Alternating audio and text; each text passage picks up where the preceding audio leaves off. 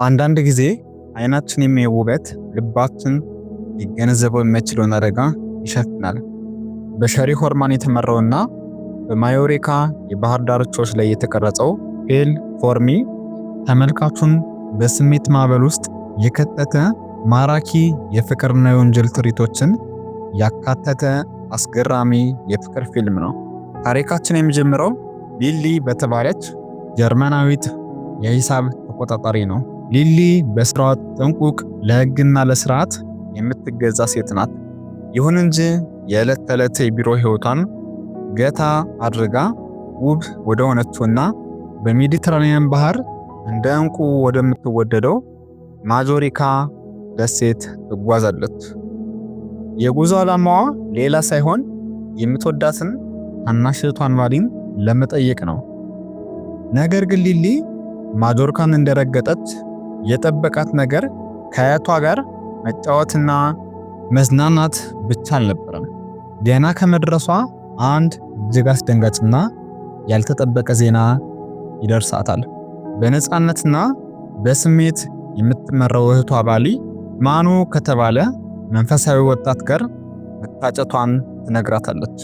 የሚገርመው ደግሞ ቫሊ ይህንን ሰው ያገኘችውና የህይወቷ አጋር እንዲሆን የወሰነችው በ4 ወራት ውስጥ ብቻ መሆኑ ነው። ይህ ውሳኔ ነገሮችን በምክንያትና በሂሳብ ለምትመዝነው ሊሊ ትልቅ ድንጋጤን ይፈጥርባታል። ይህ ድንገተኛ የህይወቷ መታጨት ለሊሊ ጨርሶ የሚዋጥላት አልሆነም። ነገሮችን በምክንያት የምትመዝነው ሊሊ በ4 ወራት ውስጥ ለትዳር መወሰንን እንደ ግድ የለሽነት ብትቆጥረውም ለጊዜው ግን ቅሬታዋን አፍናና ከአያቷና ከማኑ ጋር ጥቂት አስደሳች ቀናትን ታሳልፋለች። ሆኖም ግን ዕጣ ፈንታ ለራሷ ለሊሊም ሌላ ዕቅድ ነበረው። አንድ ምሽት ሊሊ በደሴቲቱ በሚገኝ አንድ የምሽት ክለብ ውስጥ ቶም ከተባለ የክለቡ ሰራ አስኪያጅ ጋር ትተዋወቃለች። ቶም ከሊሊ የለመደችው ዓለም የተለየ ማራኪና በራስ መተማመን ያለው ሰው ነው። ይህ አጋጣሚ በሊሊ ውስጥ ያልታሰበ ስሜት እንዲቀሰቀስ ያደርጋል።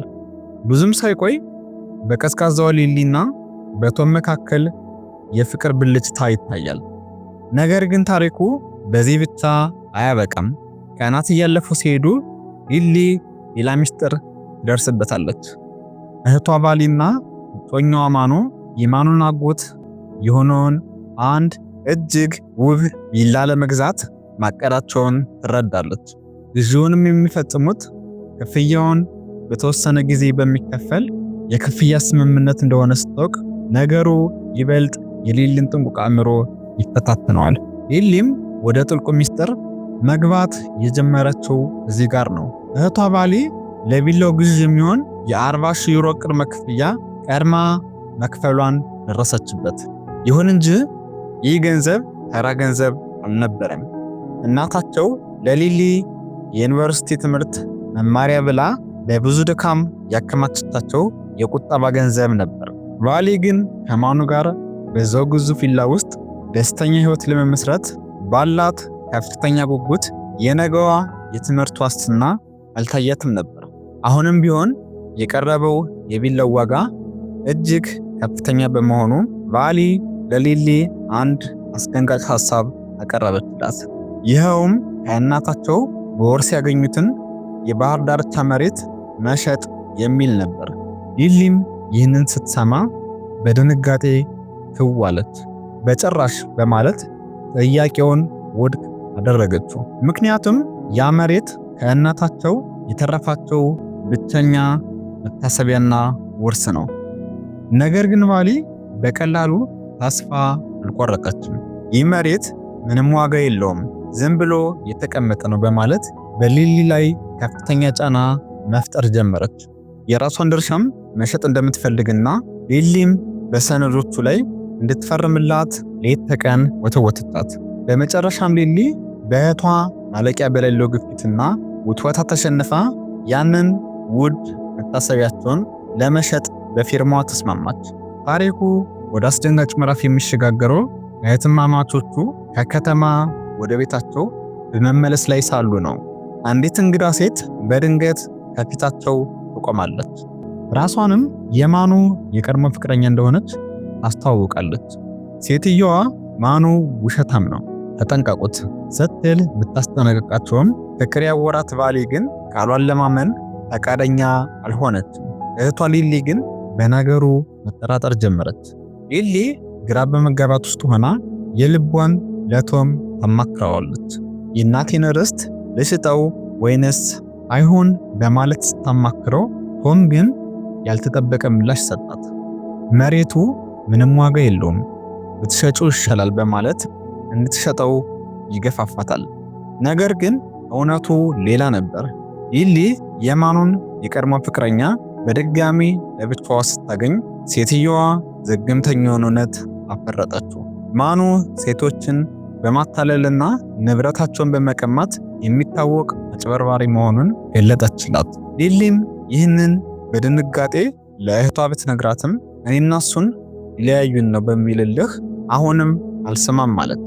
በመጨረሻም ሊሊ በራሷ ምርመራ እጅግ ዘግናኝ የሆነውን እውነት ደረሰችበት።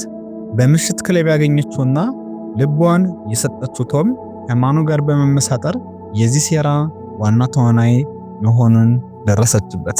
እቅዳቸውም የሊሊን እናት መሬት በርካሽ ዋጋ ወስደው በዚያ ቦታ ላይ እጅግ ውድ የሆነ ቪላ በመገንባት ከፍተኛ ትርፍ ለማጋበስ ነበር። ሊሊ እውነቱን እንዳወቀች ስትረዳ ቶም ለአንቺ ያለኝ ፍቅር ግን እውነተኛ ነበር፣ ከዚህ ችግር እንድትወጭ እረዳሻለሁ በማለት ሊያባብላት ይሞክራል። ሊሊ ግን ለእህቷ ደህንነት ተጨንቃለች። አንዳቸውንም እንዳታምኚ በማለት ለቫሊ ተደጋጋሚ ማስጠንቀቂያ መስጠት ጀመረች። ታሪኩን ወደማይመለስበት አስፈሪ ምዕራፍ ተሸጋገረ። ቫሊም በመጨረሻ እውነቱን ለማረጋገጥ የማኑን የቀድሞ ፍቅረኛ ፍለጋ ስትሄድ የጠበቃት ግን ዘግናኝ እይታ ነበር። ሴትየዋ ሕይወቷን በገዛ እጇ አጥፍታ አገኘቻት። በድንጋጤ የተሞላችው ቫሊም ወዲያውኑ ለሊሊ ስልኳን አጮኸችላት። ወዲያውኑም ሊሊ ቶምና ቫሊ ሆነው ማኑን ፍለጋ ወደ ተደበቀበት ቦታ መሩ። ማኑን ሲያገኙትም በቁጭት የተሞላችው ቫሊ ለብቻዋ ቀርባ በለቅሶ የታጀበ ጥፊ አጮለችበት። ሊናና ቶምም ከመኪናው ውስጥ ሆነው ትዕይንቱን ቢከታተሉም ነገሮች በቅጽበት ተቀየሩ።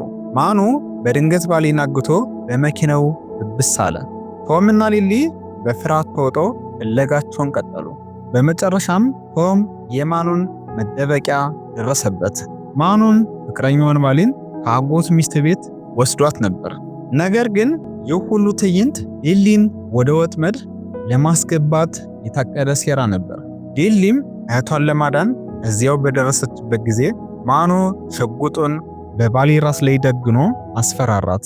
እህትሽን በህይወት ማየት ከፈለግሽ ያንን መሬት ለመሸጥ አሁኑኑ ፈርሚ ሲል በአስገዳጅ ድምፅ አዘዛት። በዚህ ወሳኝ ሰዓት ለሊሊ ባለው ፍቅር ምክንያት ማንነቱ የተቀየረው ቶምም ራሱን ለአደጋ አጋልጦ በማኑ ላይ ተከመረበት። ሊሊም ለቫሊ አምልጭ ብላ ጮኸች። በታላቅ ትግል መሃልም ቶም ሽጉጡን ቀምቶ የማኑ እግር ላይ ተኮሰበት። ከዚያም ሊሊን ይዞ ከገደሉ ስር ወዳለው ጥልቅ ባህር ውስጥ ዘለሉ።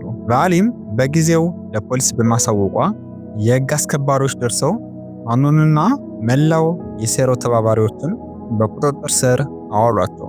ይህ በንብረት ማጭበርበር ላይ ተሰማርቶ ለረጅም ጊዜ የቆየው የወንጀል ቡድን በመጨረሻም በቁጥጥር ስር ውሎ የህግ ቅጣቱን ማግኘት ጀመረ። ከጥቂት ጊዜ በኋላም ፊልሙ ወደፊት ገፍቶ የገጸ ባህሪያቱን አዲስ ህይወት ያሳየናል። ቫሊም የራሷን ሬስቶራንት ከፍታ ስራ በመጀመር አዲስ የህይወት ምዕራፍ ከፍታለች። ሊሊም እህቷን ለመጠየቅና ያሳለፉትን መከራ ለመርሳት ወደዚያው ትመጣለች። በዚያው ቅጽበት ግን ሌላ ያልተጠበቀ ሰው በቦታው ይገኛል። እርሱም ቶም ነበር። ፊልሙ በዚህ አስደሳችና ተስፋ በሚሰጥ ትዕይንት ፍጻሜውን እዚህ ላይ ያደርጋል። እኛም የፊልም ቅኝታችን እዚህ ጋር ቋጨን። ሳምንት በሌላ የፊልም ቅኝት እስከምንገናኝ መልካም ሳምንት።